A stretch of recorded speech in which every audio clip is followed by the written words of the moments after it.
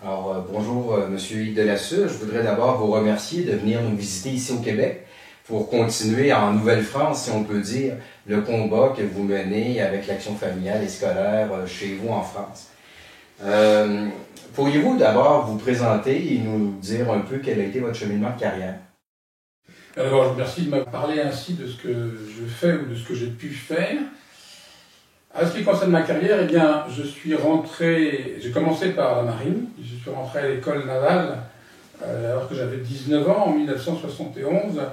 Et la première chose que j'ai commencé à faire, comme tout jeune officier de marine, d'abord, c'est un tour du monde sur la Jeanne d'Arc, que j'ai beaucoup apprécié. Et ensuite, j'ai passé 2 années à Tahiti. Et ensuite, je me suis orienté vers les sous-marins. J'ai fait 11 ans d'embarquement sur sous-marin, en faisant à peu près tous les postes possibles, et en terminant par 2 ans de commandement, le sous-marin Diane, qui était basé à Lorient. Ensuite, je suis allé retourner en surface, après avoir fait un petit peu d'état-major, et j'ai été sur le chef opération d'une frégate, la frégate Huguet-Trouin, où nous avons été notamment dans le golfe Persique ou en face du Liban. Et puis après ça, j'ai terminé ma carrière dans la marine, dans la division programme, qui était chargée de construire des sous-marins ou des bâtiments de surface. Et moi, je m'occupais plus particulièrement de la partie sous-marin, puisque j'étais sous-marinier de formation. Entre-temps, dans cette carrière marine, j'ai fait 2 choses également, 2 années de formation. Une première année pour tout ce qui était lutte sous la mer, les torpilles, les sonars, les missiles, choses comme ça. Et puis également, j'ai eu la chance de faire l'école atomique, donc j'ai un brevet d'ingénieur atomicien, qui m'a permis, alors après ma carrière dans la marine, que j'ai terminée quand j'avais 50 ans, de rentrer dans l'arsenal, avec la construction des bateaux, dans la construction navale. Et là, pendant 15 ans, presque 15 ans, j'ai été architecte de systèmes de combat où on construisait les sous-marins pour la marine nationale et pour les pays étrangers. Voilà. Et j'ai quitté donc cette deuxième fonction il y a 2 ans maintenant, et je suis donc entré complètement, si je puis dire, à l'action familiale et scolaire. En 1999, vous avez rédigé un ouvrage de 160 pages sous le titre « Le métier des armes à l'aube du 3e millénaire ». En fait, votre ouvrage se voulait un peu une réaction au livre vert du ministère de la Défense nationale là, qui présentait l'avenir de l'armée en France. Alors, pourriez-vous nous expliquer le contexte et dans quel but vous avez écrit cet ouvrage? Alors, effectivement, c'est en janvier 1999 que le chef d'état-major des armées a produit un texte qui s'appelle « La refondation de l'armée et principes et fondements ». Et il mettait que c'était un texte fondateur de l'armée de terre, au moins pour l'armée de terre, et qu'il était très important de le connaître. Tout de suite, ce texte a été très décrié par les militaires, et qui a donné lieu, au début de l'année 2002, à une analyse qui s'appelle « Derrière la refondation » et qui critiquait notamment le côté mercenaire que devenait le militaire dans cet esprit. Et en lisant cette critique d'un document d'état-major, plusieurs personnes se sont dit « mais finalement, il passe à côté de l'essentiel ». C'est une mauvaise critique, elle ne convainc personne, et au sein de l'AFS, comme je venais de prendre ma retraite de la marine, puisque j'avais quitté et j'attendais de rentrer dans l'arsenal, on m'a demandé si j'étais capable de résumer un peu tout ce qui avait été écrit et de faire quelques articles pour répondre d'une part au livre vert et d'autre part compléter ce que disait le document derrière la refondation de l'armée. Donc j'ai commencé, c'était à peu près la fin des années 2000, de l'année 2002, où j'ai commencé à rassembler toute la documentation que nous avions sur le sujet, puis de voir un peu ce que j'avais moi-même vécu. Et ça a donné lieu à 4 grands articles dans la revue d'Action familiale et scolaire entre fin 2002 et mi-2003. Et puis après ça, il a été jugé utile de les réunir dans une plaquette, donc ça a été fait. Et j'ai rajouté une annexe sur les armes nucléaires, et c'est ce qui est donné donc courant 2003, ou fin 2003 ou début 2004, à cette plaquette qui s'appelle « Le métier des armes à l'aube du 3e millénaire ». Quand vous parlez du métier des armes, vous voulez porter un regard chrétien sur le métier, ou la vocation, même pourrait-on dire, de soldat. Pourtant, quand on lit l'Évangile à première vue, on aurait plutôt l'impression que Jésus est un pacifiste. Est-ce qu'il n'a pas dit « qui vit par l'épée périra par l'épée »,« si on te frappe, tends l'autre joue », et d'autres formules du genre. Comment pouvez-vous concilier à la fois votre christianisme et un certain militarisme? Alors, il y a d'abord une première réponse, je dirais, quasiment mathématique.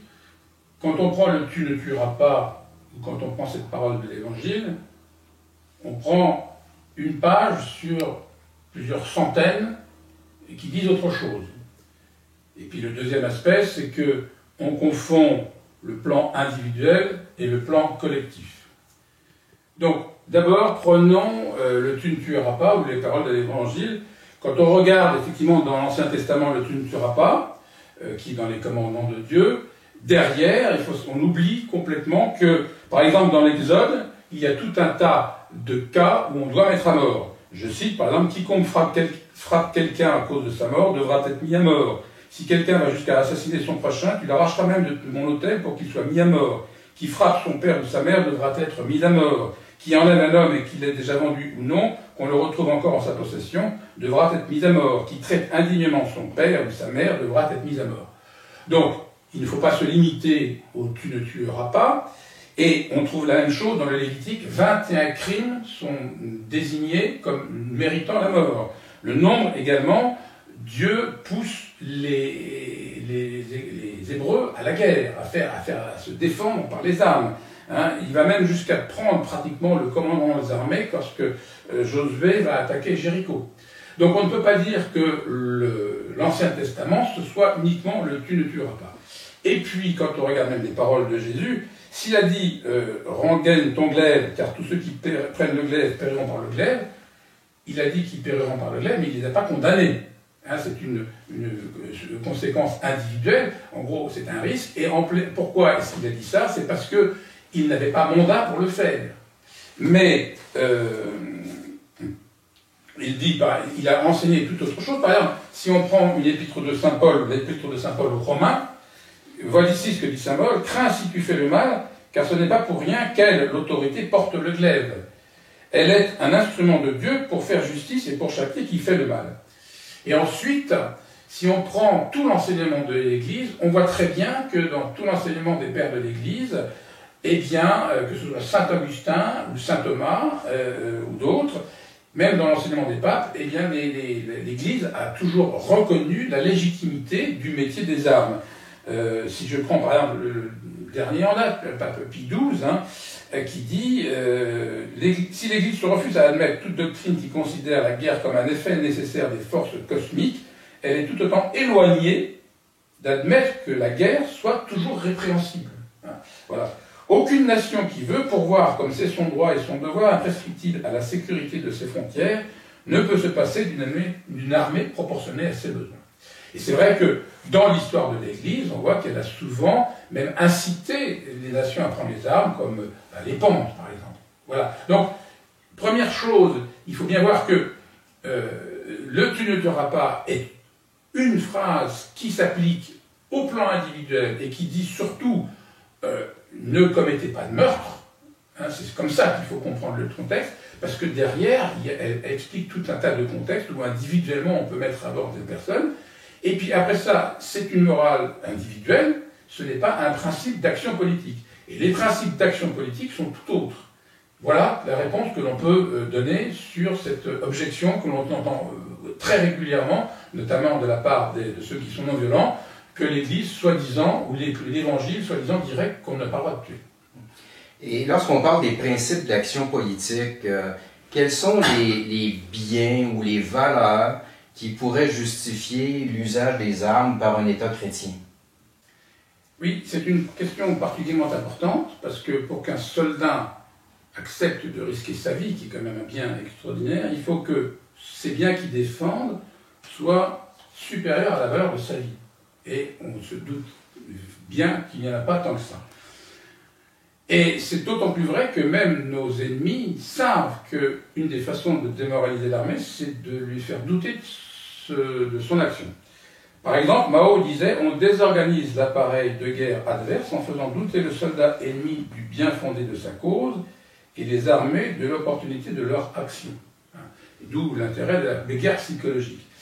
Alors, quels sont ces biens? Eh bien, il y a eu Saint-Augustin qui a commencé à faire ça. Il y a aussi le pape Léon IV qui a dit ceci: « Si quelqu'un meurt pour la vérité de la foi, le salut de la patrie et la défense des chrétiens, il recevra de Dieu la récompense céleste. » Et donc, si on reprend ces points, ça peut paraître un peu anachronique, mais le premier des biens à défendre, enfin moi comme un soldat chrétien, catholique, c'est la foi catholique, parce que c'est elle qui va nous mener à la seule chose qui importe sur terre, c'est la façon de faire notre salut éternel. Il est donc convenable, c'est la première des raisons, que l'on défende la foi catholique, même si aujourd'hui c'est complètement passé sous silence. Le deuxième point, c'est la paix et la justice. Là, c'est déjà plus compréhensible. Hein. Dès qu'un peuple est menacé, soit d'agression, soit d'injustice, il est parfaitement légitime, soit de le soutenir, soit d'empêcher l'agresseur de nuire. Et a fortiori, quand c'est sur son propre pays. Parce que le troisième point, c'est ce que dit le pape Léon, c'est la patrie, qui est un domaine important. Pourquoi? Eh bien, je ne citerai que cette phrase de Peggy qui illustre magistralement tout ce qu'a dit d'ailleurs déjà saint Thomas d'Aquin sur la défense de la patrie. C'est vraiment un grand mystère que cette sorte de ligature du temporel et du spirituel, on pourrait dire que c'est comme une sorte d'opération mystérieuse, de greffe. Le temporel fournit sa souche si le spirituel veut vivre, s'il veut continuer, s'il veut fleurir, s'il veut fructifier, le spirituel est forcé de s'y insérer. Nous avons besoin d'une patrie pour pouvoir avoir une vie spirituelle qui nous permette ensuite d'aller au ciel. Et c'est ce que dit saint Pie X, qui dit « Si le catholicisme était ennemi de la patrie, il ne serait pas une religion divine. » Parce que Dieu a voulu que l'homme soit corps et âme, et donc il faut vraiment avoir cet amour de la patrie. Et Pie XII a été même encore plus loin, en disant que de la forme de la société dépend le salut ou la condamnation des âmes. Voilà. Maintenant, si on passe du plan politique au plan plus individuel, vous écrivez dans votre brochure que l'armée, la vie militaire, peut être une école de vertu chrétienne pour le soldat. Alors, à première vue, ça nous semble un peu surprenant. Pourriez-vous nous expliquer pourquoi? Alors, le premier point, c'est qu'il y a peu de métiers dans lequel, dans le cours normal de l'exercice de ce métier, on risque sa vie. Il y en a quelques-uns, comme les pompiers, les policiers, mais en général, les pompiers, par exemple, ne se heurtent qu'à des forces naturelles, qui n'ont pas en soi de mauvaises choses. Ce sont des lois, c'est tout. Les policiers, c'est un peu différent. Effectivement, ils ont contre eux des agresseurs, mais en général, ce sont des agresseurs individuels. Et l'armée, par contre, est là, dans son exercice normal, le risque de mort, et cela lui donne une science plus marquée de ce qui est bien et de ce qui n'est pas bien, parce que vraiment, pour risquer sa vie, il faut que ça va d'accord. Alors, quelles sont ces valeurs, eh bien, que l'on voit? Alors, je vais prendre un exemple. Par exemple, l'armée, il y a beaucoup de valeurs, mais je prendrai celle de la marine, que je connais le mieux pour y avoir passé pas mal d'années. La marine française a cette devise qui s'appelle « honneur, patrie, valeur et discipline ». Et effectivement, quand vous regardez la vie d'un marin au combat, même dans le courant normal de sa formation, eh bien ces quatre valeurs, plus ou moins bien, ça dépend des hommes, sont toutes mises en question, en action. Hein, par exemple, l'honneur, c'est la parole donnée qui est le fondement de toute relation humaine, donc on nous apprend à être loyal, à être, etc., des choses comme ça, que forcément, dans d'autres métiers, on n'a pas toujours. La patrie, eh bien, effectivement, on vient de voir que c'est un des biens, on a ce sens de la patrie qui donne un dévouement, un esprit de dévouement tout à fait remarquable.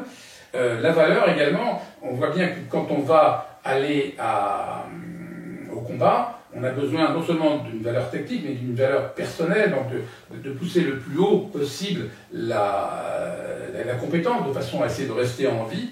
Et le dernier point, c'est la discipline, qui est souvent une des valeurs dites essentielles de l'armée, et à juste titre, mais non seulement cette discipline est importante pour l'armée, mais pour une personne elle-même, parce que l'obéissance est une des plus grandes qualités, et c'est saint Thomas qui dit qu'effectivement, c'est vraiment une des maîtresses vertus. Hein, c'est un acte de désobéissance qui nous a valu d'être déchus, et c'est un acte d'obéissance qui nous a valu d'être rachetés. Et saint Thomas dit par elle-même, l'obéissance est la plus louable des vertus. Pour Dieu, elle méprise la volonté propre, alors que pour les autres vertus morales, on méprise certains autres biens en vue de Dieu. Hein. Et on voit dans beaucoup de vies de saints que cette vertu d'obéissance est vraiment ce qui les conduit à la sainteté. Et on trouve même des exemples très concrets, par exemple dans la vie de Sainte Catherine de Sienne. Sainte Catherine de Sienne qui quand même a eu un signe honneur de pouvoir pratiquement dialoguer directement avec Dieu lui-même. Dieu lui dit ceci: cette vertu gracieuse me plaît tant que par aucune autre je n'ai accompli tant de miracles, ni donné tant de signes et de témoignages de satisfaction qu'elle me cause. Voilà donc 4 des principales raisons pour laquelle, effectivement, l'armée est une école de vertu. Au fil des siècles, l'Église catholique a développé une doctrine qu'on appelle la doctrine de la guerre juste et injuste. Pourriez-vous nous dire quels sont les grands principes de cette doctrine?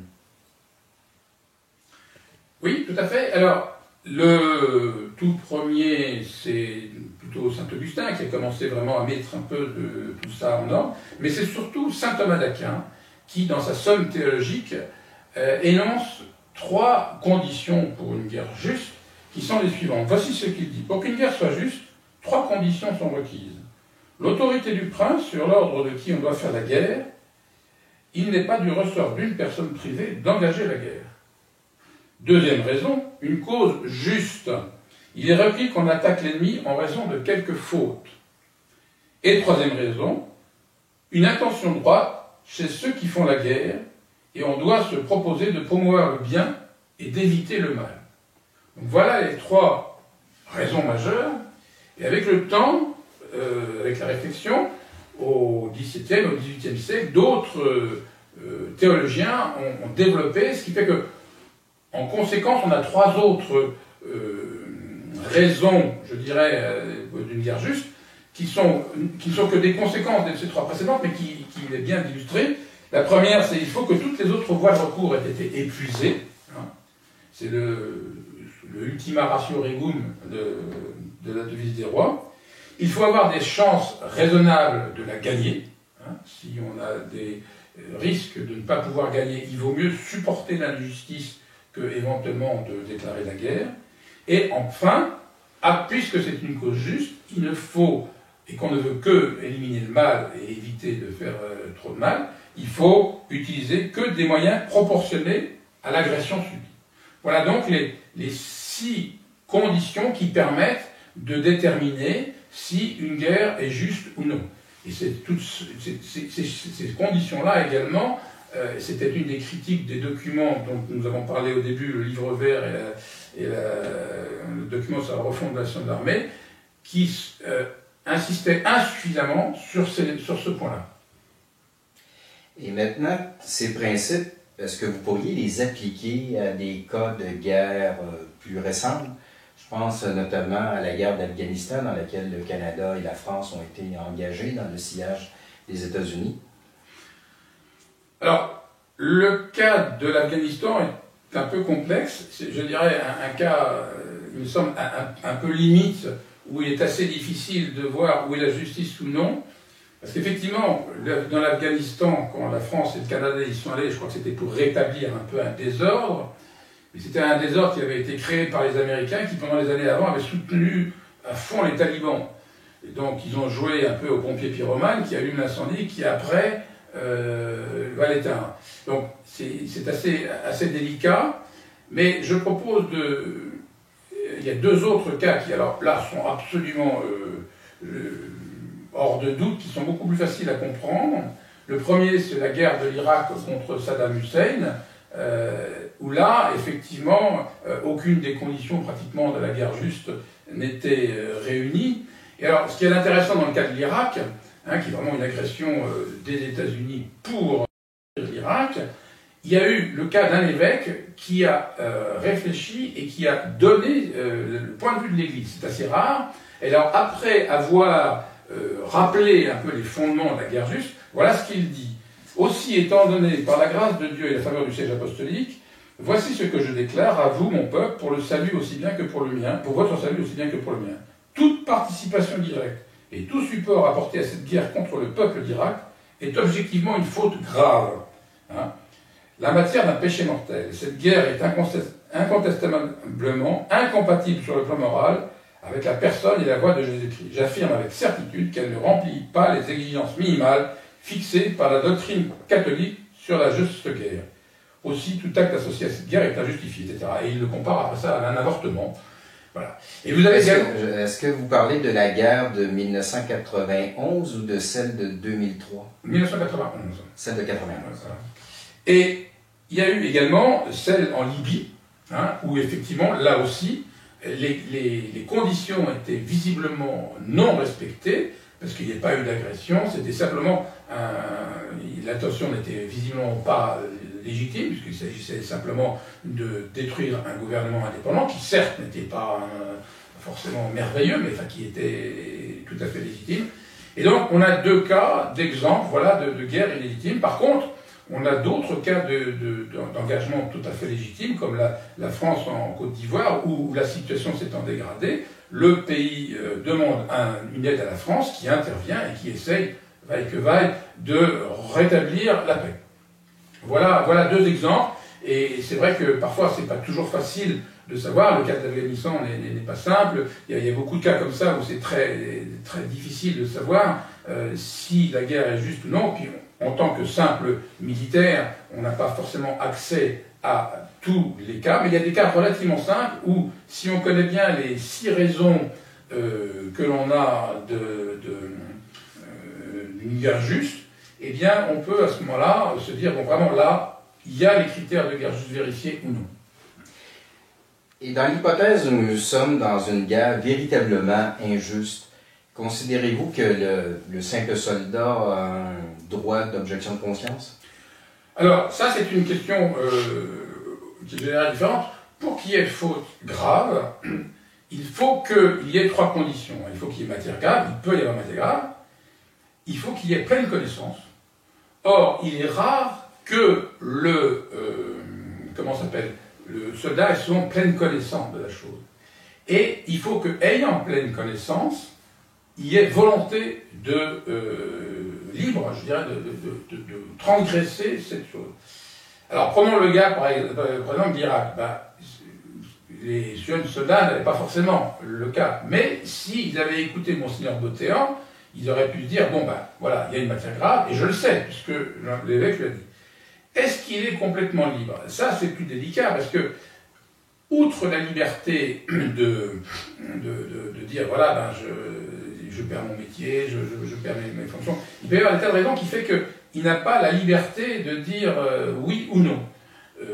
Il y a des cas, je connais par exemple un de mes camarades qui, lui, avait considéré que la stratégie anticité de la marine française était immorale, il n'avait pas le droit, il avait dit, eh bien écoutez, ça, je ne le ferai pas.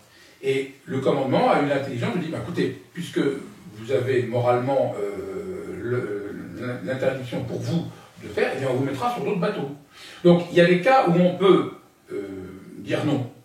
Mais il y a des cas où c'est beaucoup plus difficile, et quand on regarde dans la vie du général de Sonis, lui souvent il s'est retrouvé 1 ou 2 fois dans ce cas-là. Alors ce qu'il a fait, c'est qu'il a appliqué un principe de l'Église, c'est que quand on doute, on dit, dans ces cas-là, la meilleure façon c'est d'obéir. En obéissant à l'ordre légitime, jamais vous n'errerez. Voilà. Donc s'il y a doute, on obéit et on est sûr, parce que la faute revient à celui qui donne l'ordre. Et ce qui n'empêche pas de dire qu'on n'est pas d'accord. Et à ce moment-là, ça peut faire en sorte qu'on évitera d'être trop mouillé dans cette affaire. Vous avez parlé de la stratégie anticité de la marine française. En fait, c'est de la guerre nucléaire dont vous voulez parler. On dit souvent que la guerre nucléaire, que l'arme nucléaire a changé la nature de la guerre. Est-ce que vous croyez que effectivement ça change la nature de la guerre? Et est-ce que ça peut aussi changer la nature du discours que l'Église devrait avoir sur les concepts de guerre juste et injuste? Alors, d'abord, une arme en soi n'a pas de connotation morale. La seule connotation morale, c'est l'emploi qu'on en fait. Et Pie XII a reconnu que les armes modernes, qu'elles soient atomiques, biologiques ou chimiques, il dit on ne peut pas même, en principe, poser la question de la licéité de la guerre atomique, chimique et bactériologique, sinon dans le cas où elle doit être jugée indispensable pour se défendre dans des conditions indiquées. Mais, dit-il, donc, en soi, il n'y a pas d'interdiction, mais comme, étant donné leur puissance, il faut s'efforcer par tous les moyens d'éviter de les utiliser. Et il a essayé de préciser un peu ces choses-là, en disant qu'il fallait utiliser, si possible, d'autres moyens, et que de toute façon, notamment, il fallait vérifier qu'il n'y aurait pas d'escalade. C'est-à-dire que, est-ce qu'elles étaient vraiment un moyen proportionné? Mais il n'écartait pas la possibilité que ces armes soient utilisées, soient possibles, mais simplement il a durci les règles. Alors, en fait, Pie XII, lui, il s'est surtout battu, non pas tellement contre ces armes elles-mêmes, mais contre certaines façons de les utiliser, qui n'étaient pas... Par exemple, lui, il s'est opposé formellement à tous les raids de terreur de la Deuxième Guerre mondiale. Et il faut rappeler que les premiers raids de terreur sur l'Allemagne étaient faits avec des armes classiques. Et que l'ensemble des armes classiques utilisées sur l'Allemagne a été beaucoup plus meurtrier que les 2 bombes atomiques sur le Japon. Il y a eu plus de 61 villes allemandes qui ont été complètement détruites, et je vais vous donner juste quelques chiffres en comparaison. Hambourg, 70 000 morts, Dresde, 135 000 morts, alors que, et Tokyo, qui était un gouvernement, 85 000 morts, alors que, en comparaison, Hiroshima, 70 000 morts, 135 000 si on compte les victimes en supérieur, et Nagasaki, 70 000. Ce qui fait que, au total, les bombardements de terreur faits par les anglo-saxons avec des armes classiques ont été beaucoup plus meurtriers que les bombardements avec des armes atomiques. Et c'est là-dessus, sur l'emploi, parce qu'ils ne respectaient pas les règles de la guerre juste que l'on a vu tout à l'heure, que Pie XII s'est, battu. Est-ce que le Concile Vatican II ou des documents qui ont suivi ont changé le discours de l'Église sur la guerre? Alors, paradoxalement, pas du tout. Et au contraire, le Concile a plutôt précisé ce qu'avait dit Pie XII. Le Concile Vatican II est un élément très difficile à utiliser, même je dirais quasiment dangereux. On voit dans quelle crise il a conduit l'Église. Mais en ce qui concerne par exemple la guerre atomique, il est vrai qu'avant Pie XII, personne ne pouvait en parler. Donc concernant l'application de la guerre avec ces nouvelles armes, on a des textes que depuis 1930-40, enfin voilà, un petit peu avant, et des évêques depuis 1940, et également le Concile. Et il se trouve qu'effectivement, le Concile, voilà ce que dit le Concile. Le Concile est en soi un concile pastoral, donc il n'a défini aucun point de morale. Il me semble qu'il y en a un seul, je crois que c'est le seul, c'est celui sur la guerre anticité. Il ne parle pas de guerre atomique, on verra tout à l'heure. Voilà ce que dit le Concile Vatican II dans Gaudium et Spes. Et c'est ça ce qu'il a dit, et je crois que c'est un point important, parce que, vous allez voir, il y a presque toutes les conditions d'infaillibilité. Dans une telle conjecture, faisant sienne les condamnations de la guerre totale déjà dénoncées par les derniers papes, ce Saint Synode déclare, donc il définit quelque chose, et c'est bien en tant que synode, en tant qu'autorité légitime. Tout acte de guerre qui tente indistinctement à la destruction de villes entières ou de vastes régions avec leurs habitants est un crime contre Dieu et contre l'homme lui-même qui doit être condamné fermement et sans hésitation. Et ça, c'est à part les allocutions de Pie XII, c'est le premier texte officiel de l'Église contre cette stratégie anticité, qui est parfaitement clair et qui, pratiquement, enfin, dans la façon dont il est présenté au Concile, est quasiment a tous les caractères de la faillibilité. Il est très difficile malgré tout à utiliser parce que juste avant et juste après, il défend la non-violence, qui est complètement à l'opposé de l'enseignement de l'Église. Donc vous voyez, il y a un mélange qui est très difficile, mais il faut reconnaître que si on veut s'appliquer et s'appuyer sur les nouveaux éléments de guerre, notamment la stratégie anticité, la stratégie de terreur, eh bien, on ne le retrouve vraiment formellement écrit que dans Vatican II, à part les quelques allocutions de Pie XII. Et alors après ça, on a demandé aux évêques, mais est-ce que vraiment il n'y a rien d'autre? Et voilà, les évêques, par exemple, avec le cardinal Rémy, je crois, autour du cardinal Ratzinger, ont dit, hein, et ils confirment ce point de vue, la possession d'armes nucléaires n'est pas condamnée par le Concile. Hein. Le jugement moral de la dissuasion par les armes nucléaires est laissé en suspens. Bon, on voit bien un peu le langage moderniste, mais ils reconnaissent, ils sont obligés de reconnaître qu'elle n'est pas condamnée. Il est tenu compte de la réalité politique dans ce sens qu'un tel armement peut être toléré de façon provisoire à condition que nous mettions au profit le délai dont nous jouissions et qui nous est concédé d'en haut pour que, plus conscients de nos responsabilités personnelles, nous trouvions les méthodes qui nous permettront de régler ensuite les différends d'une manière plus digne de l'homme. Donc voilà, ils reconnaissent que moralement, c'est une arme, donc il n'y a pas de connotation morale, c'est l'utilisation qui peut être déficiente, et ils reconnaissent que le Concile a simplement défini un nouvel élément de guerre qui est ne pas détruire des régions entières, mais qui était déjà, je dirais, inclus dans les conditions pour une guerre juste, si on le... Mais simplement, il l'a défini plus précisément dans cette nouvelle façon de faire la guerre qu'on appelle la stratégie de terreur ou d'anticité. Maintenant, en terminant, que diriez-vous à un jeune catholique qui envisage aujourd'hui de faire une carrière militaire? Quels conseils pourriez-vous lui donner? Alors, d'abord, je lui dirais que ça reste un très beau métier. Il y a peu de métiers où on donne sa vie complètement. Bon, bien sûr, il y a le sacerdoce, hein, où on donne sa vie, mais on ne la perd pas physiquement. Mais aucun autre métier, à part certains, ne font le don de leur vie de facto avant tout. Même le président de la République n'a pas vocation à donner sa vie. Hein. Même, voilà.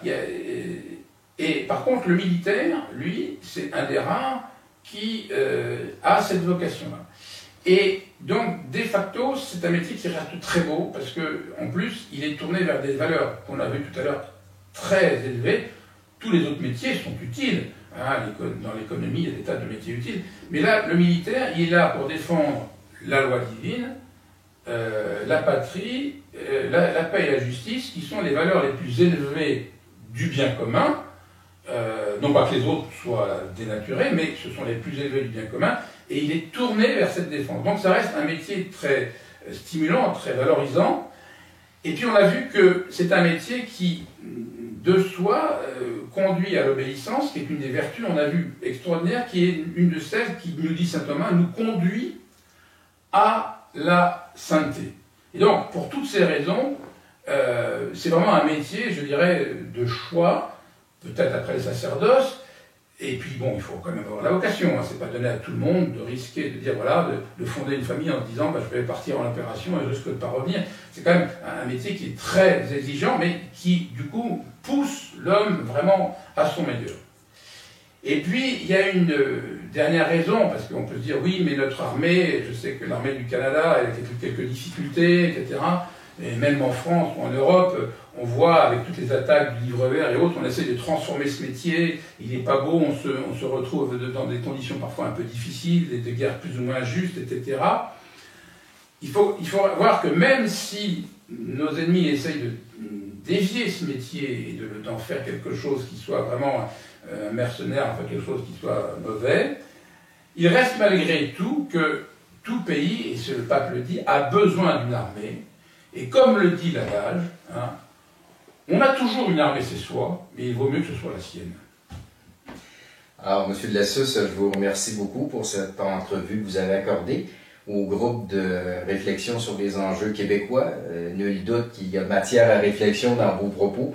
Et j'invite les auditeurs à aller consulter le site de l'action familiale et scolaire. Si vous voulez avoir la brochure de M. Delassus et aussi beaucoup d'autres documentations très intéressantes. Alors je crois que la brochure n'y est pas encore parce que sur le nouveau site, seul un quart de notre documentation est encore actuellement mise sur le site. C'est assez long parce que nous avons un documentaliste qui est très méticuleux et qui ne veut sur le site que ceux qui sont très propres, très bien faits. Et celle-ci n'a pas encore été tout à fait. Mais on peut la commander à papier en s'adressant à l'action familiale et scolaire. Il y a tous les éléments sur le site. Merci beaucoup.